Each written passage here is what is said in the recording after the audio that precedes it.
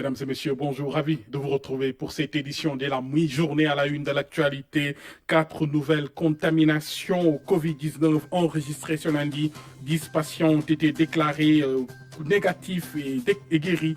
À ce jour, le Sénégal compte 226 cas testés positifs, dont 92 guéris et 2 décédés.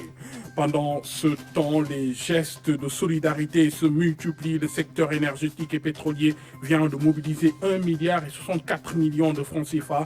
L'objectif est clair, participer à la lutte contre la pandémie. La remise symbolique s'est faite lors d'une visioconférence entre le ministre du Pétrole et celui de la Santé.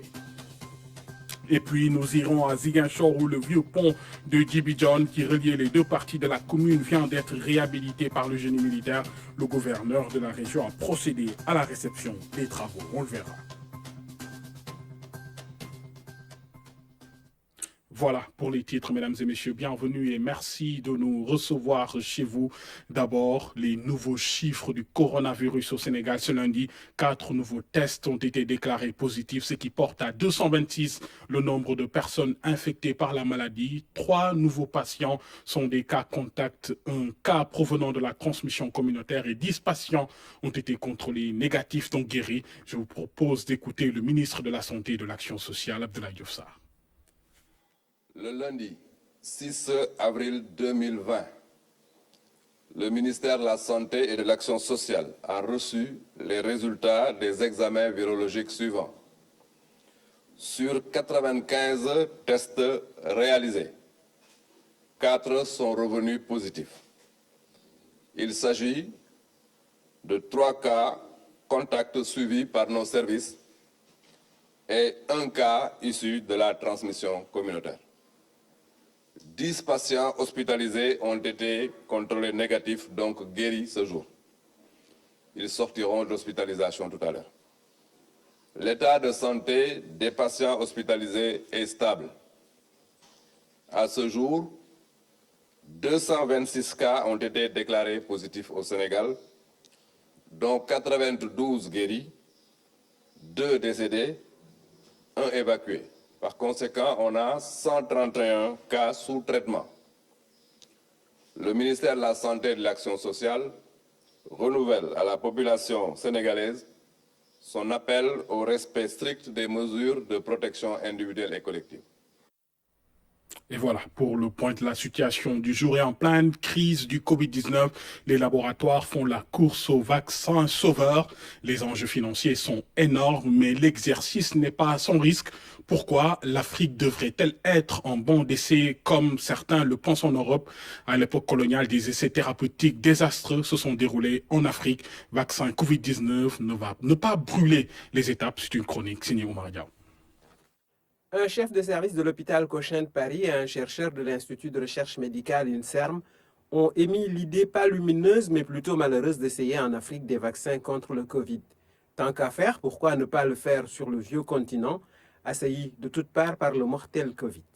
Ou croit-il que les Africains sont toujours des cobayes de laboratoire, comme à une certaine époque où les médecins coloniaux, au nom d'un soi-disant humanisme européen, se livraient à toutes sortes d'expérimentations en Afrique noire? Il n'est pas si loin le temps des campagnes forcées de l'homidinisation. On était dans les années 50 et la lomidine était supposée débarrasser l'Afrique du fardeau de la trypanosomiase, la maladie du sommeil. La molécule s'est révélée catastrophique et inefficace. Elle a créé un nombre incalculable de morts ou laissé de graves séquelles à vie chez les autochtones pour qui elle était obligatoire pendant qu'elle était déconseillée pour les Européens.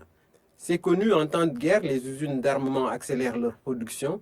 Mais là, même si le business du vaccin voulait aller plus vite, il serait hasardeux de vouloir produire un agent antigénique, un vaccin, en quelques semaines. Car malgré les progrès, les vaccins sont difficiles à mettre au point. Le parcours est long, rigoureux et coûteux. De la constitution de la banque de germes à la mise en forme pharmaceutique, il y a différentes étapes.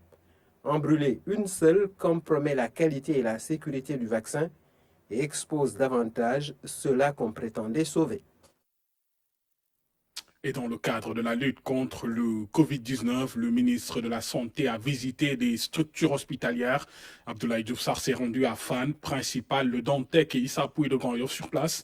Il a eu un aperçu des dispositions prises pour prévenir et prendre en charge les patients du Covid-19. François Seck, compte rendu.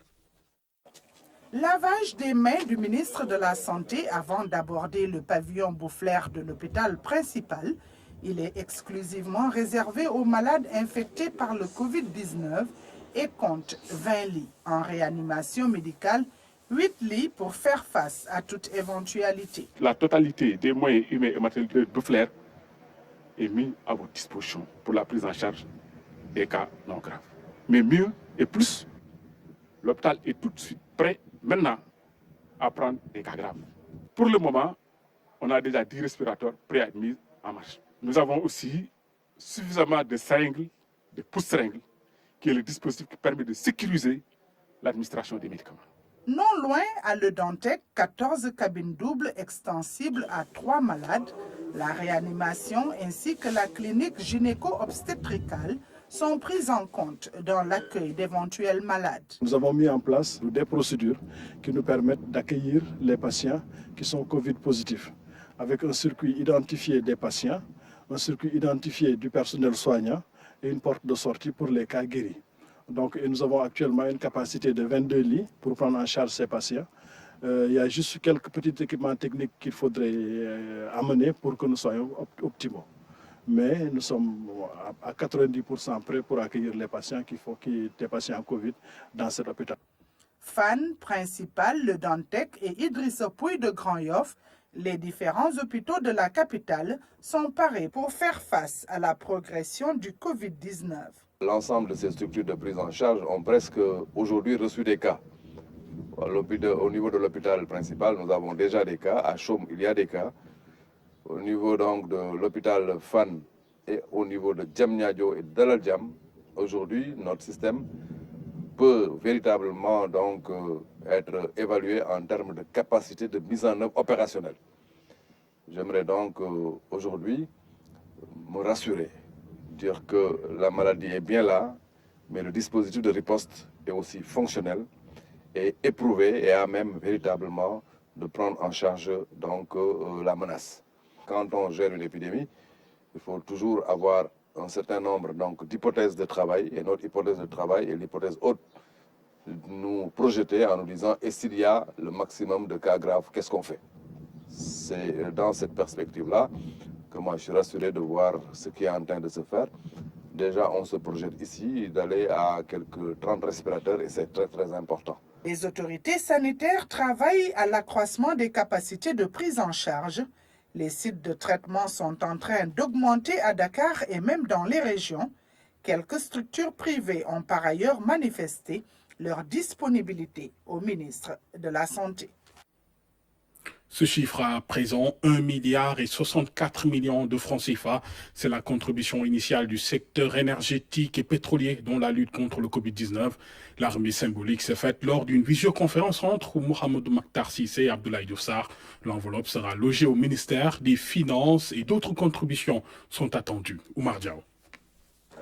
La télémédecine est un usage consacré dans le milieu médico-sanitaire. Elle fonctionne sur le même principe qu'une visioconférence. Pour limiter les contacts vecteurs du Covid-19, cette pratique est maintenant mise en avant.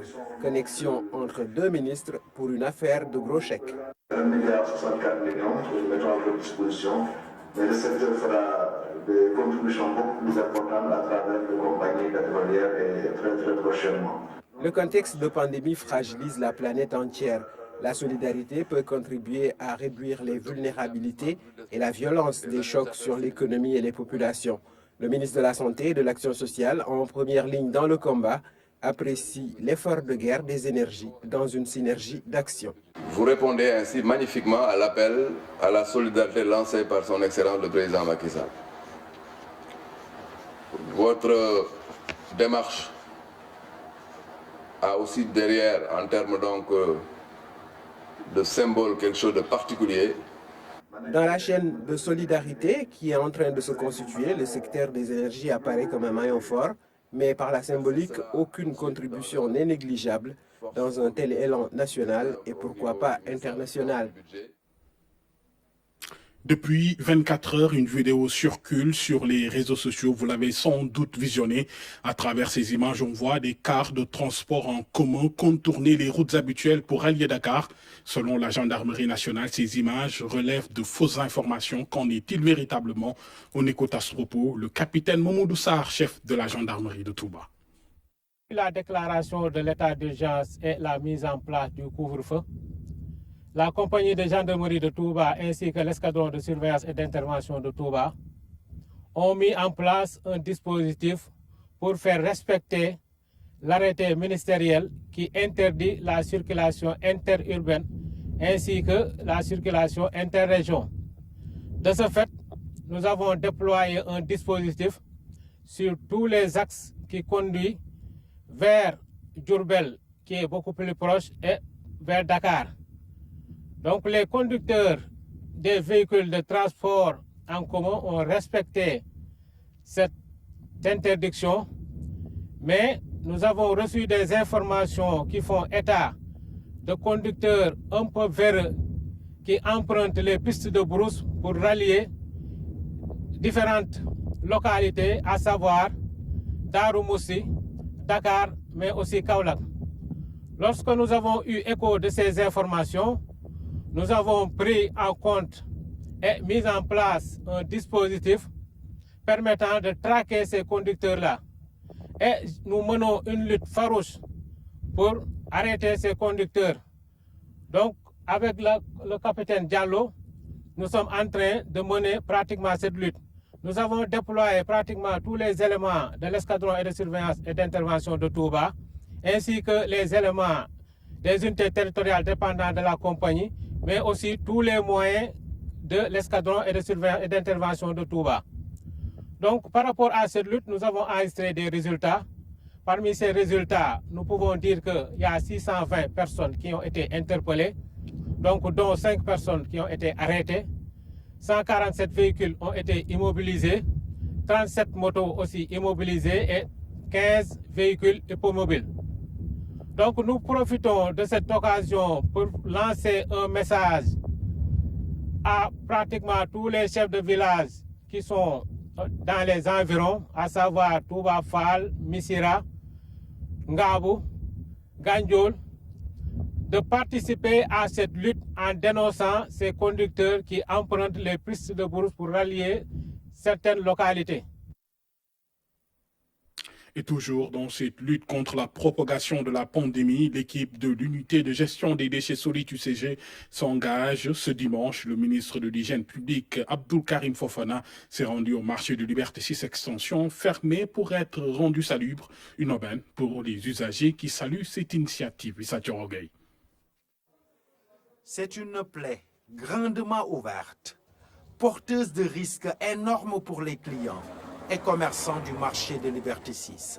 À l'impuissance de ces enfants et jeunes de trouver une solution au délabrement avancé du marché, il fallait bien la réponse d'une autorité. C'est ainsi que le ministre de l'Hygiène publique s'est rendu sur les lieux pour rendre salubre le marché, mais aussi lutter fermement contre la propagation du coronavirus. Les marchés sont les lieux de propagation de beaucoup de maladies et aussi de virus. C'est la raison pour laquelle nous faisons une tournée des marchés, accompagner des maires pour leur apporter notre soutien pour la fermeture des marchés, pour le nettoiement, la désinfection des marchés, mais aussi sensibiliser les populations sur les gestes barrières. Pour rendre salubre le marché, ce sont ces jeunes techniciens de l'UCG qui ont été mobilisés par le ministère de l'Hygiène publique. Évacuer les ordures par tous les moyens, coin par coin, recoin après recoin, un appui que la mairie de Sicap Liberté mesure à sa juste valeur. Ces marchés ont besoin quand même d'être nettoyés pour nous préserver et préserver les populations de ce danger qui nous guette. Il est donc de notre devoir, avec l'accompagnement de l'État, de faire des actions dans ces lieux de rencontre pour permettre aux populations qui les fréquentent d'avoir un cadre de vie meilleur et de pouvoir accéder dans des marchés propres et bien nettoyés. Techniciens de l'UCG, police, il y avait ce dimanche à Liberté 6 toutes les forces pour assister à la fermeture du marché en présence du ministre de l'Hygiène publique, venu aussi apporter aux populations de Baraka détergents, gel, masques et nourriture. Faire du petit commerce et vouloir respecter les mesures édictées est difficile, voyez-vous. Donc si on a cet appui alimentaire de la part de l'État, on ne peut que s'en réjouir. Apporter des vivres aux populations de Baraka, un geste hautement salué, mais à mettre, selon le ministre, sur le compte des mesures prises par le chef de l'État. D'abord, sauvegarder les emplois, faire en sorte que les populations ne perdent pas leur emploi. Aider les entreprises, faire en sorte que la machine économique tourne, que les entreprises ne soient pas impactées négativement par cette situation exceptionnelle. Et puis, après les mesures, aider les plus vulnérables d'entre nous. Double mission, sensibiliser contre le Covid-19 et assurer la propreté des lieux publics. Après Liberté 6, d'autres marchés subiront le même sort. Un autre élan de solidarité, celui de l'Association sénégalaise pour la promotion des inventions et innovations. Elle a remis un important lot au service national d'hygiène, lave-mains, masques faciaux, entre autres. Les membres de l'association veulent participer à leur manière à la lutte contre cette pandémie. Ousmane Doy. Donner un style nouveau aux normes de prévention de la pandémie du Covid-19, c'est cela, la préoccupation de l'Association sénégalaise pour les initiatives et innovations. Des lave-mains, en passant par les masques barrières, tout un arsenal destiné au service national d'hygiène pour appuyer l'État dans sa croisade contre le Covid-19. C'est le jeune là qui a inventé le lave-mains. Un Sénégalais, quelqu'un qui est entreprenant, et qui a de l'ingéniosité et de la créativité. Et comme on dit que nécessité est mère d'invention, la nécessité de lutte contre la pandémie a fait venir ici le lave-mains.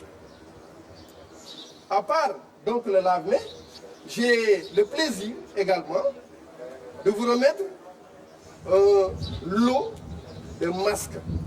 On les appelle les masques barrières. Ce ne sont pas les masques médicaux ni chirurgicaux. C'est des masques destinés au grand public.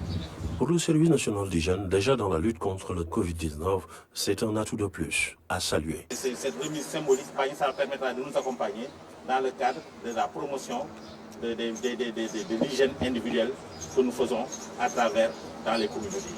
Cela nous permettra aussi, en tout cas, de contribuer à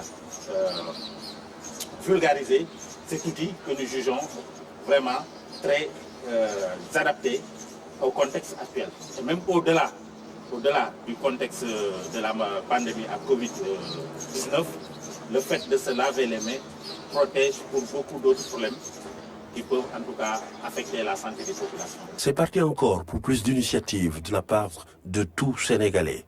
L'Association sénégalaise pour la promotion des initiatives a donné le ton. Il reste maintenant à chaque initiateur, à chaque Sénégalais, de faire preuve d'inspiration pour mieux faire face à la pandémie, le Covid-19. L'armée sénégalaise est aussi mobilisée sur le front de la lutte contre le Covid-19 à Kaolack. Elle a déployé d'importants moyens, un dispositif sanitaire particulier est mis en place pour la prise en charge d'éventuels cas avérés de coronavirus, salles d'isolement, installation de dispositifs de lavage de mains. Tout est fait conformément au thème de la fête de l'indépendance de cette année. Claire Diop avec notre bureau à Kaolack. Le rôle des forces armées dans la gestion des pandémies et catastrophes, un thème plus que d'actualité en cette période où le Sénégal enregistre des cas avérés de coronavirus. Depuis l'accession à la souveraineté internationale, l'armée a toujours apporté assistance et aide aux populations civiles. À Kaolack, au camp Semoudjime Diouf, il y a le centre médical de garnison. Ici, le personnel de santé est mobilisé. Armé de stéthoscopes et de thermoflash comme fusil en bandoulière, le mot d'ordre, stopper et pulvériser à tout prix l'ennemi viral appelé Covid-19. Quand vous entrez dans le camp, vous avez vu qu'il y a une tente que nous avons installée là-bas. Donc au niveau de cette tente, donc, il y a un système de lavage des mains. Et puis on prend également la température avec le thermoflash. Quand la température est supérieure à 38 ou bien à 39, il y a une salle d'isolement. Donc on l'isole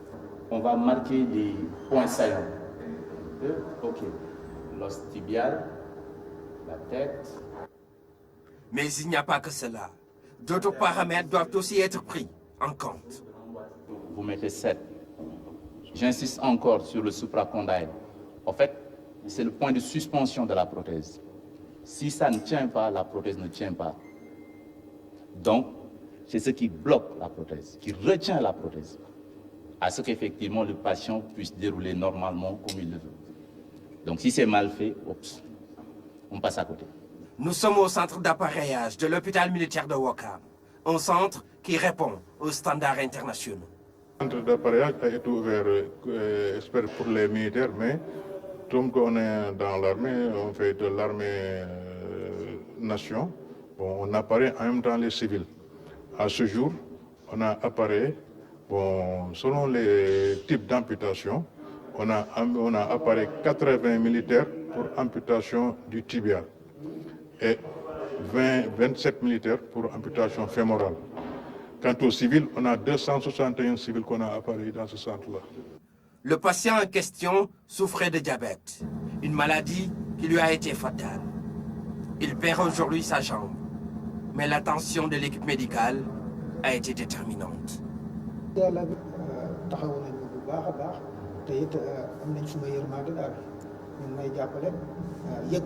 À mon arrivée, l'équipe médicale m'a bien accueilli, m'a soutenu et surtout réconforté. Les médecins font tout pour me mettre à l'aise. C'est à cause du diabète que j'ai perdu ma jambe. Je magnifie vraiment leur assistance sociale. Le social, justement, c'est d'ailleurs la philosophie de la Fondation pour les invalides et mutilés militaires. La politique sociale des armées, il faut considérer deux aspects. La protection sociale et l'action sociale. La protection sociale englobe tout ce qui est droit, ce que l'État doit aux invalides. L'action sociale couvre tout ce qui est volontaire. Ce sont des contributions, on veut dire, c'est l'ensemble des contributions volontaires. La FIM est un service d'urgence qui essaye de restaurer la dignité des invalides. Pour mieux accompagner les victimes de guerre et les civils, la FIM mise beaucoup sur la formation de son personnel médical. Nos militaires amputés restaient au moins 6 mois avant d'avoir un appareil. Au moins 6 mois. Il faut y rester plus d'1 an. C'est au vu de cela que nous avons essayé de trouver des partenaires. Nous sommes rendus en Inde, en Allemagne et en Thaïlande pour trouver un partenaire qui pourrait nous permettre de fabriquer, de confectionner des prothèses des membres inférieurs sur place. En fin de compte, nous avons opté pour la technologie thaïlandaise qui est l'une des meilleures au monde. Relever le plateau technique, mais aussi investir dans les infrastructures. Ces chambres bien équipées font office de baromètre dans la progression de la Fondation. C'est une volonté des autorités pour une meilleure prise en charge des victimes de guerre. Voilà, pour ce focus de ce 13h et en plus bref, sachez que le ministre du Pétrole et de l'Énergie ainsi que celui de l'Eau et de l'Assainissement seront en conférence de presse conjointe à 14h30 dans quelques heures. Donc, conférence de presse que vous pourrez suivre en direct et en exclusivité sur nos antennes. Ainsi va l'actualité de ce lundi après-midi, mesdames et messieurs. Merci de nous avoir suivis. Merci de votre attention et de votre fidélité.